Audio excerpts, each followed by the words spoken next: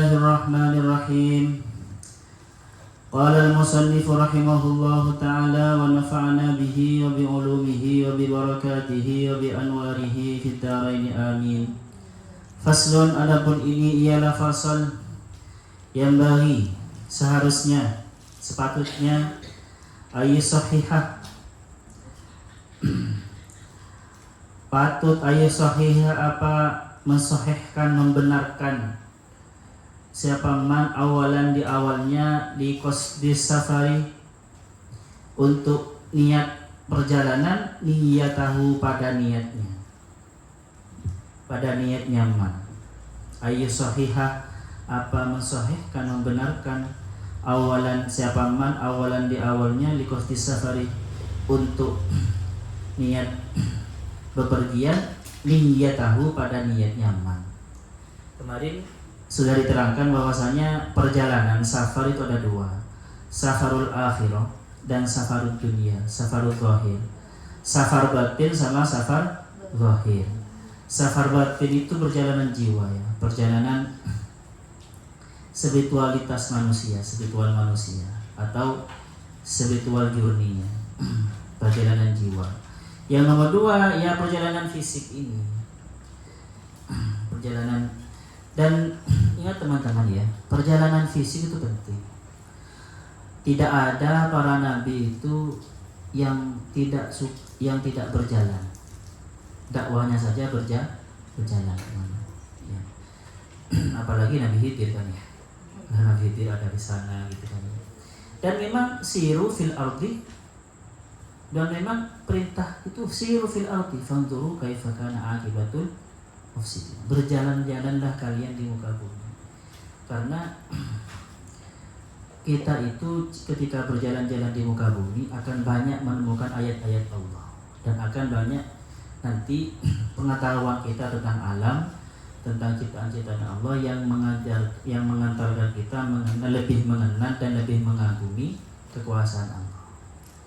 Ayo di mana para nabi yang tidak berjalan? Nabi Ibrahim dia Palestina, tetapi ke Mekah kan ya. Orang mana? Terus siapa lagi? Nabi Muhammad, perjalanan internasional Nabi Muhammad. Ya kan ya, ke Sam. Nabi Musa perjalanannya dari Mesir ke Palestina. Jadi memang ya gitu. Apalagi Nabi Adam.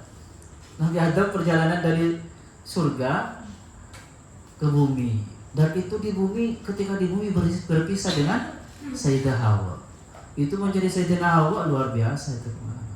Untung bertemu di mana? Di Padang Arafah itu kan. Makanya di Padang Arafah itu kan ada macam Jabal Rahmah, Jabal bertemunya kembali Nabi Adam dan Nabi Hawa dan Siti Hawa. Jadi memang perjalanan itu teman-teman penting. Ya, jadi kalian ke sini ini ya termasuk di satu sisi perjalanan kalian ke sini ini ya perjalanan ya, safar, tapi di satu sisi juga apa namanya? Uzlah dari kampung halaman kalian untuk konsen menjadi ilmu. Seperti itu. Luar biasa kalian. Jadi bab sebelumnya ini sudah kena semua sama kalian ya. Fil uzlah wa fis safar. Kena semua. Oke, terus ini menerangkan tentang perjalanan fisik ya, perjalanan zahir. Baguskan niatnya. Awalan pertamanya adalah imma li hajjin, kadang untuk haji. Apakah untuk haji? Au ziyarati alimin, atau menziarahi orang alim. Au waliyin, atau orang yang waliullah. Imma hayyan, kadang apakah hayyan, ada apa wali itu hayyan itu yang hidup, orang alim dan orang wali itu. Au mayyitan, atau sudah mati. Apakah ziarah kepada kiai yang masih hidup, yang terkenal wali, orang atau terkenal alim soleh, apakah yang sudah mati? Maksudnya ziarah kuburnya. Au lil maqami bisuhuri, atau untuk menempati bisuhuri di tempat-tempat. Sahurun itu sebenarnya tempat-tempat yang rawan diserang musuh. Berarti perbatasan. Bisuhuri di perbatasan, wal murabbatati biha, dan berhubungan atau ya menjaga biha dengan zuhur.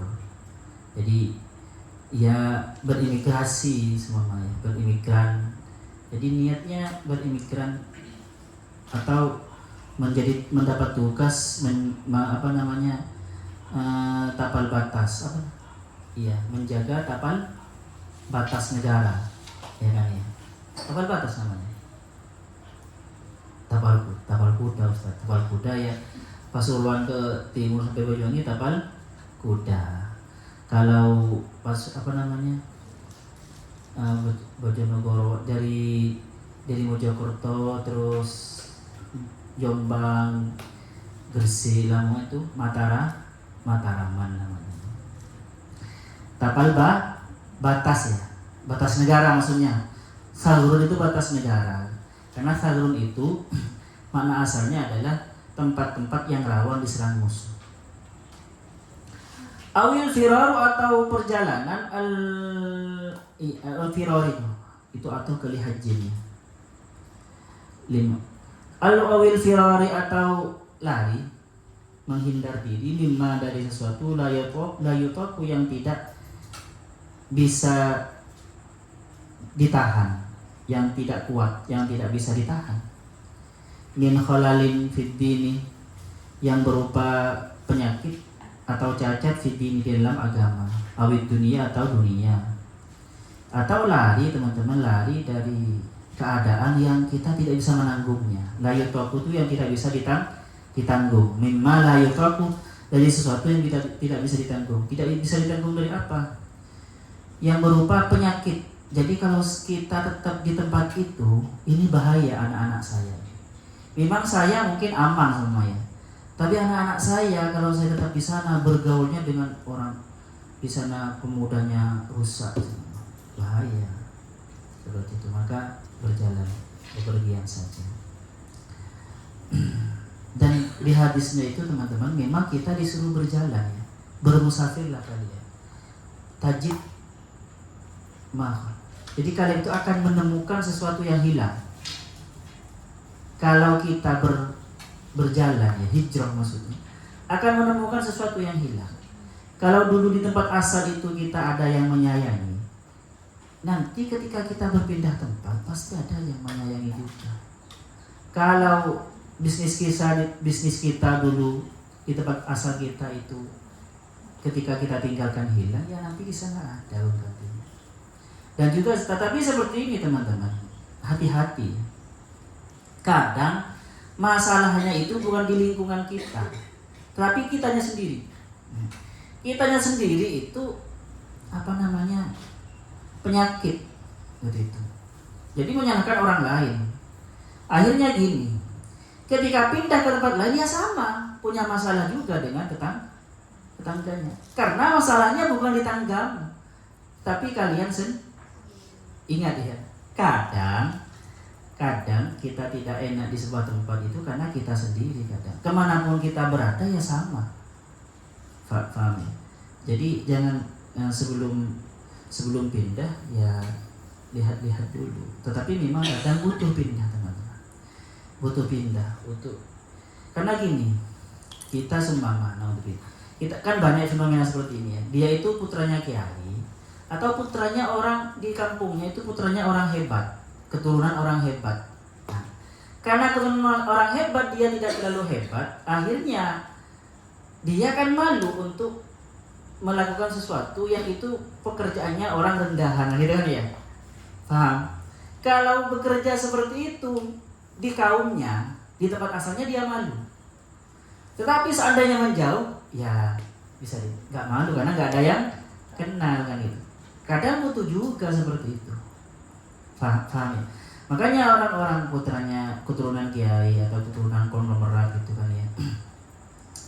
Nah, tetapi ternyata dia tidak hebat seperti leluhurnya. Akhirnya ya ke Malaysia, ke Mesir gitu kan ya, ke Mekah gitu lah. Ya kebanyakan yang seperti itu ya, mencari nafkahnya di Mekah. Kalau dia sebenarnya bertani seperti santri-santrinya kakeknya, malu gitu kan ya.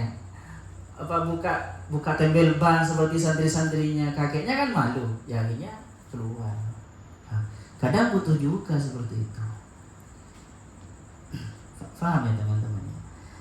Tetapi ingat seperti saya tadi itu, kalau ada ada penyakit tentang keduniaan kita atau agama kita,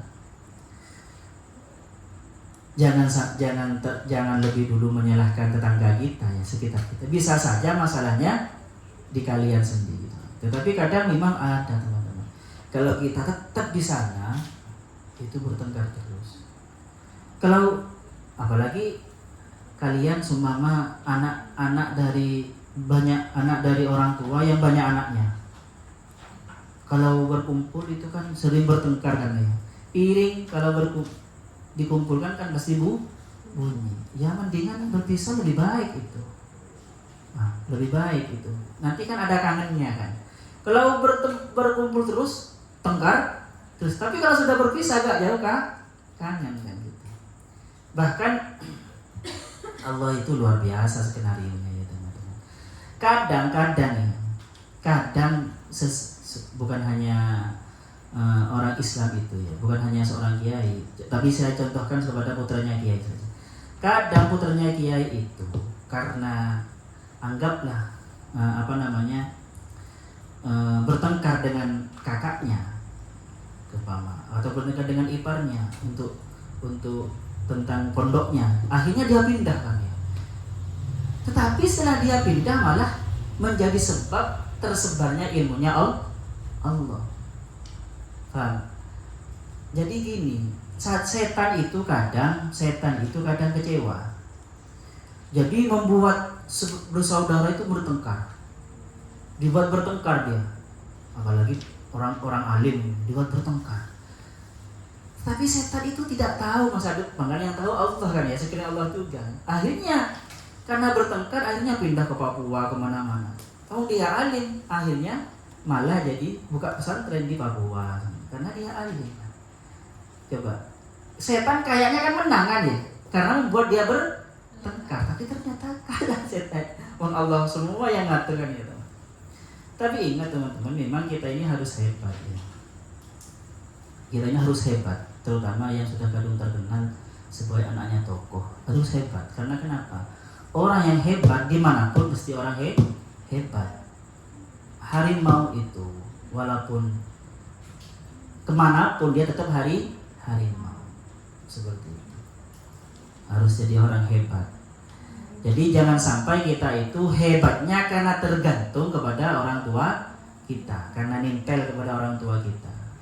Jadi kalian hijrah kemanapun ya tetap laku kalian, dibutuhkan oleh orang. Jadilah orang yang seperti itu. Oke, terus kemana-mana nanti. Gak selesai bacanya. Auli tijaratin fi talabil halali, atau perjalanan li tijaratin untuk berdagang fi talabil halali, di dalam mencari harta yang halal, nafkah yang halal. Hatta la takuna, sampai tidak ada harakatuhu, apa gerak nyaman, limah di dunia, itu murni untuk dunia. Jadi harus dibaguskan niatnya. Supaya apa? Supaya bepergiannya itu, geraknya itu tidak hanya murni untuk dunia.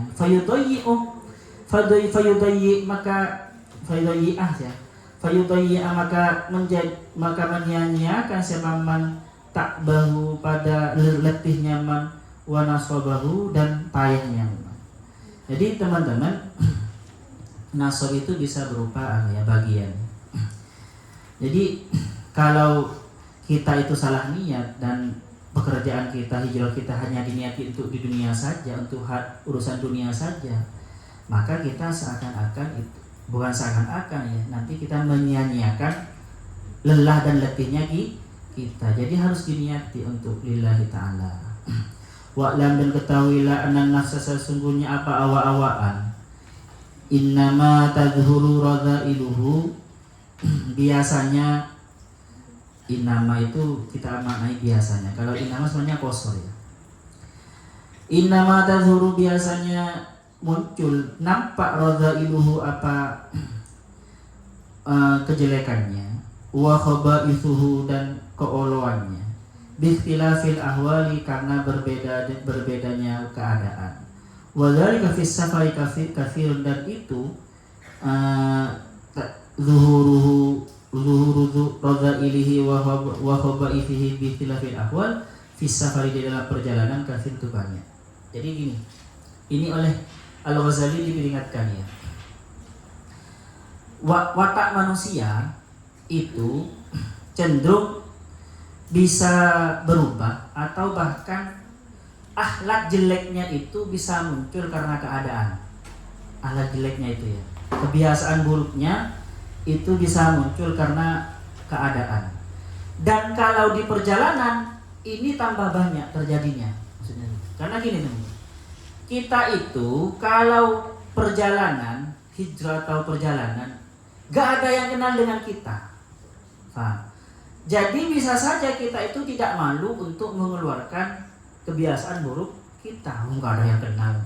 Makanya oleh Imam Ghazali diperingatkan seperti itu. Padahal sebenarnya ya, kita itu kalau pergi ke sebuah tempat sebenarnya kan ada kesempatan baru untuk menanam di mata manusia kebaikan kita kan ya, sebenarnya.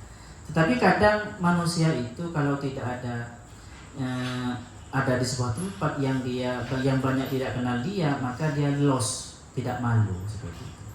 Maka hati-hati, maksudnya gitu. Waqad bayyana, dan kami benar-benar menerangkan ba'da bisafari, pada sebagian tata keramanya perjalanan bertamasyak sama.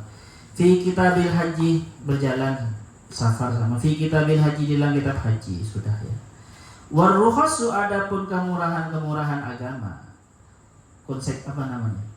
Dispensasi agama, allati tathbutu, yang tetap fis safari, di dalam perjalanan, hiya, adapun itu rukhas, al-masu adalah mengusap alal khaffi, kepada muzah, thalathata ayyamin, selama 3 hari.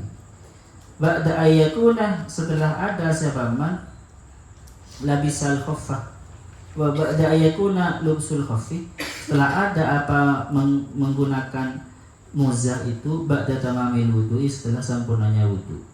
Jadi kalau kita di perjalanan oleh agama itu dipermudah, kita itu ketika wudu cukup mengusap muzah kita. Muzah itu ya sepatu ya, kaos kaki, sebenarnya seperti kaos kaki tapi kuat.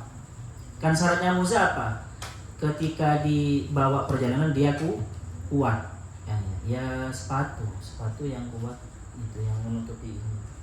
Itu boleh hanya mengusap itu. Karena gini teman-teman, kadang dulu kan di Mekah itu, di sana ya, tidak seperti di sini kan ya. Di sana itu kan panas, kadang dingin kan ya. Maka kaki ini kalau sedang dingin itu orang-orang itu takut untuk membuka muzahnya, karena kalau dibuka maka kedinginan. Dan memang orang itu kalau di tempat yang dingin, kalau pengen sehat, tidak masuk angin, telapak kakinya jangan sampai tidak beralas kan ya. Jadi apalagi sedang perjalanan juga. Jadi supaya tidak sulit-sulit, oleh agama itu diperbolehkan ketika wudu tidak usah membuka muzah, cukup saja dibasahi, dilap. Tetapi kalau ada najisnya ya bersihkan dulu najisnya yang di bawah-bawah ya. Seperti itu boleh selama 3 hari. Tetapi masangnya setelah suci seperti itu. Oke, terus. Dan juga apa? Mana? Wa tayammum lil fardhi, dan tayammum lil fardhi untuk salat fardu kalau tidak ada air. Wal qasaru, dan boleh qasar salat, wal jam'u, dan boleh menjamak salat. Wa da'un nawafili, dan melaksanakan salat sunnah ala rahilati, di atas kendaraan. Salat sunnah ya, salat duha, salat hajat semuanya. Ya salat aja teman-teman. Salat pokoknya ketika Allahu Akbar itu kalian menghadap kiblat gitu. Pakai sepeda motor ya enggak apa-apa. Wa adauha, dan melaksanakan salat sunnah masyian, dalam keadaan berjalan. Boleh. kalian ke kampus sama mama, ke kampus sholat sih nggak apa-apa sampai sebelum masang sepatu, setelah masang sepatu ya nggak apa-apa. Oke, sudah motor sebelum sedang nyalain sudah motor ada ke barat dulu Allah. Gimana rukuknya? Ya rukuknya dengan gini, sujudnya agak gaya. Bagus, enggak apa-apa. Kan orang kadang ada yang sibuk kan ya, sibuk dia kan, ngantor anaknya tuh ke kantor gitu kan ya. Nyampe di kantor dia sudah nggak sempat untuk sholat duha. Kan ada orang seperti itu. Ya nggak apa sholat di kendaraan, kantornya jauh semua. Wal fitri dan mukil puasa, tidak puasa. Wayang bagi wal iftari. Wayang bagi dan seharusnya ayat ta'allama, harus belajar siapa man, harus mengetahui siapa man dalail kiblati, pada arah kiblat. Ya kalau sekarang kan sudah ada kompas ya, kompasnya pakai HP santai sekarang. Kalau dulu pakai kompas seperti yang itu kan. Siapa namanya? Laksamana siapa itu? Dari kan kompasnya. Wal manazilah dan navigasi atau tempat-tempat di bumi. Fima tentang sesuatu yatahayyau yang siap siapa man lahu untuk minas safari dari perjalanan. Maksudnya kalian harus belajar navigasi teman-teman. Harus punya kompas, harus punya navigasi, itu penting. Tapi kalau sekarang kan sudah ada map, ya kan ya, mudah sekarang ini, mudah sekali sekarang. Wallahu adapun Allah a'lam itu zat yang maha mengetahui bisawabi kepada yang benar. Wa ilaihi dan hanya kepada Allah al-marja tempat kembali wal ma'abi dan tempat bertobat kembali. Faham maka fahamlah siapa kamu, taghnam jika kamu faham, taghnam maka beruntung siapa kamu. Wallahu a'lam. Al-babu tsamina asyar, adapun ini ialah bab yang 18. Fis samai, tentang nyanyian, wal wujdi sama, wal wijdi sama, wal wajdi sama, dan musik. Wajdu itu bisa bermakna rindu ya, muhabbah. Wijdun itu bisa bermakna rindu. Sama tentang nyanyian. Iklam ketahuilah anna sama, sesungguhnya apa nyanyian atau musik. Qad ikhtalafa, benar-benar berbeda pendapat an-nasu siapa manusia fihi di dalam tentang sama. Faminhum maka itu sebagian dari manusia, man adapun orang harrama yang mengharamkan siapa manhu kepada sama. Wa minhum dan itu sebagian dari nas man adapun orang abahahu yang memperbolehkan siapa manhu kepada sama. Wa nubayyinu dan kami akan menerangkan hakikat as-samai pada hakikatnya sama, wa ibahatahu dan tentang dan pada kemubahannya sama. Fanaqulu maka berkata siapa kami. Ini pendapatnya Al-Ghazali maksudnya ya. Pendapat kami maksudnya gitu. As-sama wa adapun nyanyian atau musik, huwa istima'u sautin. Ya sama sebenarnya mendengar teman-teman, tapi nanti bermakna nyanyian, karena yang didengar itu nyanyian. Ya walaupun nyanyiannya hewan gitu. Nyanyian yang haram itu apa? Kalau versinya Arumi, ya apa? Bunyi sendok dan piring yang terdengar oleh tetanggamu yang kelaparan yang miskin, itu musik yang sangat haram itu. Oke, terus. Adapun sama itu wa istima'u sautin adalah mendengarkan suara thayyibin yang indah, mauzunin yang berirama, yang tersusun, mafhumin yang mafhumil makna yang dimengerti maknanya, muharrikin lil qalbi yang menggerakkan lil qalbi kepada hati. Tiara, rungkat yang gitu semua. Walaysa fil jumlati dzalika, dan tidak ada fil jumlati dzalika itu di dalam semuanya itu illa iltidadu hasati sam'i, kecuali iltidadu hasati sam'i, berenak-enakannya indera pendengaran, wal qalbi dan hati. Fa huwa ka iltidadi hasatil basari, maka itu Kailtira di hasatil basari, seperti berenak-enakannya indera penglihatan, bin nadhari dengan melihat, ilal hudrati kepada hijau-hijauan, kepada pemandangan hijau. Wa iltizazul qalbi, dan berenak-enakannya hati bihi dengan memandang hijau-hijauan. Wa qad qala Allah Ta'ala, dan benar-benar berfirman Allah Subhanahu wa Ta'ala, yazidu fil khalqi, yazidu menambah siapa Allah, fil khalqi di dalam penciptaan, ma pada sesuatu yasha'u yang berkehendak siapa Allah. Fasaruhu maka menafsirkan siapa sebagian ulama hu kepada yuzidu fil khalqi. Jadi di dalam Al-Qur'an itu ada ayat yang mengatakan Allah menambahkan di dalam penciptaan orang per orang atau sesuatu per sesuatu itu menambahkan kelebihan maksudnya. Ditafsirkan apa itu? Bisautil hasani, dengan suara yang bagus. Ada yang menafsirkan itu tambahan itu adalah suara yang bagus. Wa qala sallallahu alaihi wasallam, dan bersabda siapa Rasulullah sallallahu alaihi wasallam fi Abi Musa al-Asy'ari, tentang Abi Musa al-Asy'ari, laqad utiya benar-benar diberikan siapa Abu Musa al-Asy'ari mizmaron pada seruling, min mazamir ali Daud, atau suara yang enak, min mazamir ali Daud, dari mazamirnya keluarga Nabi Daud. Karena Nabi Daud itu nabi yang terkenal enak suaranya.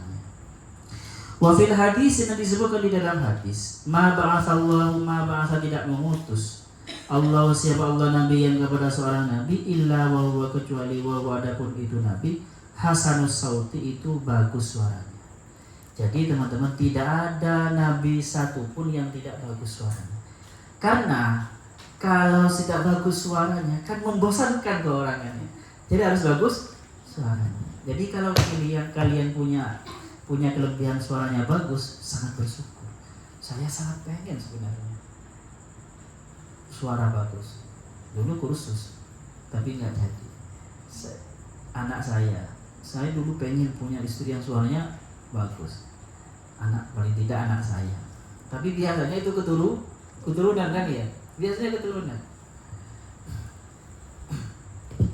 Jadi teman-teman, kalau suaranya bagus itu mudah untuk berdakwah, sangat baik.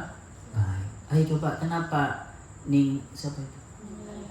Kok laku? Karena kalau suara kan dinyanyinya enak kan gitu. Iya. Siapa Vivi sama ayahnya Zulfikar itu? Kenapa kok laris?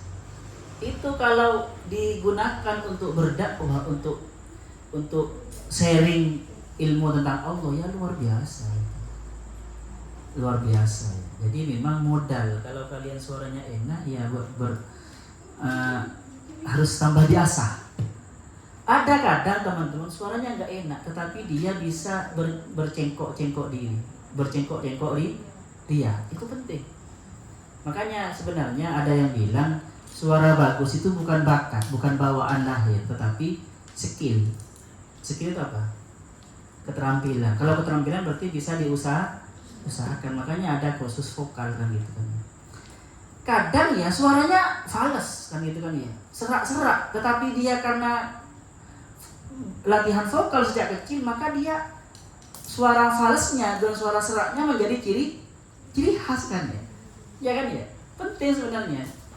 Ayo gimana latihan vokal saja. Dia jauhi. Iya penting. Saya itu pengennya anak saya diajari vokal sejak kecil. Sama 2, vokal sama silat. Maksudnya sampingannya gitu. Jadi penting itu teman-teman. Walaupun perempuan karena itu modal. Karena kalau tidak enak suaranya ngimami, nggak terlalu laku. Pas nggak laku di pasaran. Kecuali kalian alim gitu ya. Dan kalian sufi, wali, melaku. Coba lihat kalau Habib Omar bin Hafid itu. Kalau ngimami nggak enak sama sekali kan ya. Lebih enak kalian ya. Lebih enak saya kayaknya. Tapi karena dia sudah terkenal alim gitu kan ya, dan banyak santrinya. Dan bagi orang seperti beliau, itu tidak penting suara.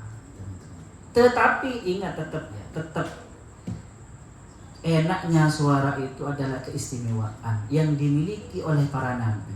Jadi kalau kalian enak suaranya ya sebenarnya ya bisa dikatakan dalam tanda kutip pewaris nabi sebenarnya. Artinya mirip, keistimewaannya mirip dengan keistimewaan nabi dalam tanda kutip. Jadi ya bagus, apalagi alim suaranya enak. Ayo latihan vokal semua. Atus enak suaranya. Kalau tidak enak teman-teman suaranya, belajarlah khusyuk. Belajarlah khusyuk dan alim. Karena orang yang khusyuk ya. Lagi, kalau suaranya tidak enak, belajarlah retorika. Kalau seperti Cak Non itu retorikanya enak, suaranya enak. Makanya dia bicara berjam-jam, orang yang dengarkan ini gitu. Itu bisa sampai 4 jam gitu. Karena selain suaranya enak, juga retorikanya. Kalau kalian suaranya tidak enak, belajarlah retorika. Ngerti retorika? Ya seni berbicara. Kalau berbicara itu maka belajarilah uslub debat, uslub sastra, uslub ilmiah, pelajari itu. Penting itu. Skill. Ingat, saya lebih setuju skill ya. Sama bernyanyi itu enaknya saya lebih setuju skill. Itu skill, bukan bawaan lahir. Karena kalau bawaan lahir ya nanti yang keturunan orang tua tidak enak suaranya, akhirnya sudah ya. Jadi skill. Makanya menurut saya latihanlah vokal. Latihan vokal dan latihan pernafasan. Dan sangat membantu ternyata meditasi, lagi-lagi meditasi. Meditasi nafas itu sangat membantu. Saya dulu ketika latihan vokal oleh guru saya diajari meditasi nafas. Itu sangat membantu nanti ketika. Oke, sampai di sini. Ada pertanyaan? Faqad hukiya Abu Bakar. Kok sampai ke sana? Wa muhalun ayyuqala wallahu subhanahu wa ta'ala. Saya ada tamu. Ada pertanyaan? Gak ada. Ya oke, besok bahas sama ya. Sama musik itu nanti teman-teman, salah satu sufi besar memanfaatkan sama dan musik itu sebagai metode menyatu dengan Allah. Apa namanya? Sufi musik.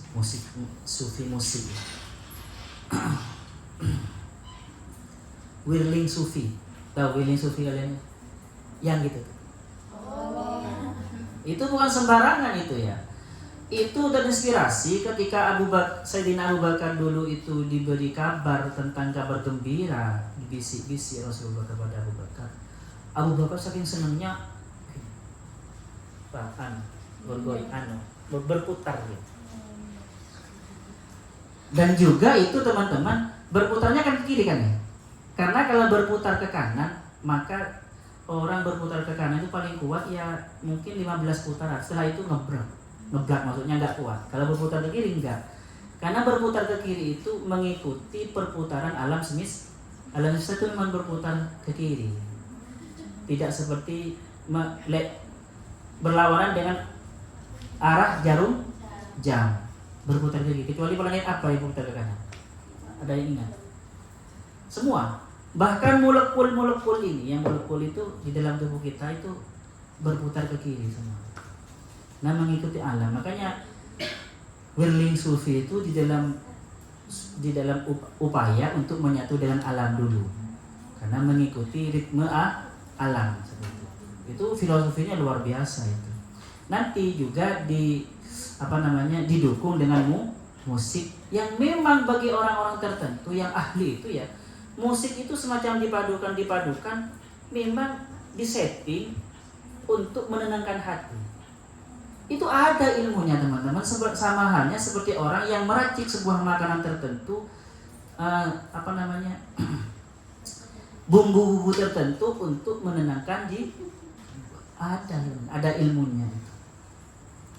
Ada ilmunya semua. Bagi kita yang nggak tahu saja, yang wah masa suara itu bagi saya ya, Tuhan itu keindahan. Kalau saya, keindahan Tuhan itu paling terasa bagi saya adalah di dalam suara. Bagi saya itu kalau tentang suara benar-benar kagum saya. Suara, wajah dulu. Kalau suara.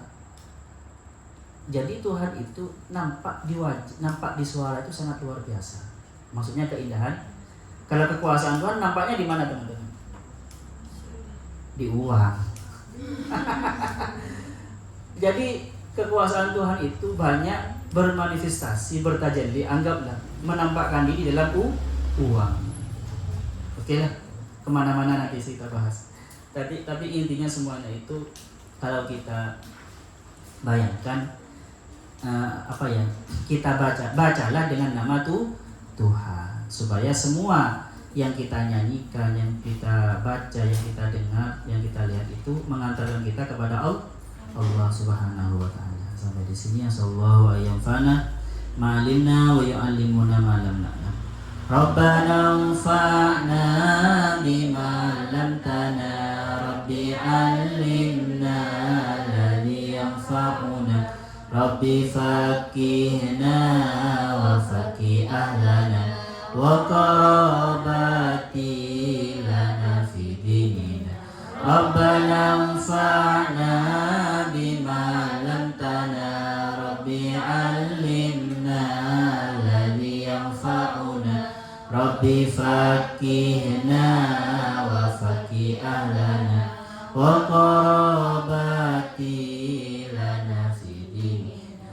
Rabbana anfa'na bima 'allamtana, Rabbi 'allimna alladhi yanfa'una, Rabbi faqihna wa faqih ahlana wa qarabati lana fi dinina. Subhanakallahumma bihamdika asyhadu an la ilaha illa anta astaghfiruka wa atubu ilaik. Assalamualaikum warahmatullahi wabarakatuh.